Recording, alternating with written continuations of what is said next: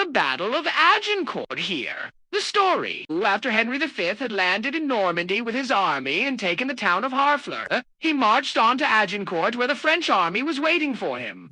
The French army was huge, 10 to 15,000 men, and most of them were very experienced. On the other side, there were only about 9,000 English, of which only a quarter were experienced soldiers. So, you might ask, why did Henry attack? Well, basically because he had to.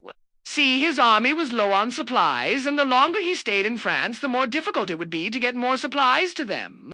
Also, he needed to keep his men constantly on the move to avoid being attacked by the much larger French army. And finally, he hoped to get some money from the towns they captured. But most importantly, he needed a victory to boost the morale of his troops.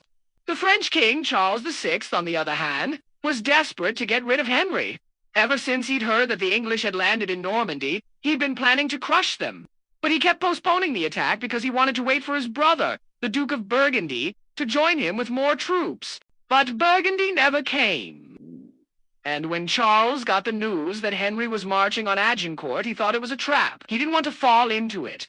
But then his counselors convinced him that he had nothing to worry about because the English army was so small, they thought it would be an easy victory. So King Charles decided to attack. The battle began with the English archers shooting at the French knights as they charged. It was so effective that the knights had to stop their attack and form a defensive line. But then the French infantry started to push forward, and the English were forced to retreat.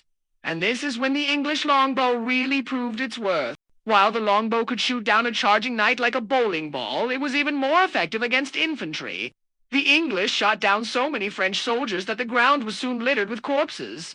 And after the English archers were done, the French were practically defenseless against the English swords. The French king, Charles VI, tried to escape, but he fell off his horse and was captured. Most of the French nobility either died in battle or fled, which left the kingdom without its leaders.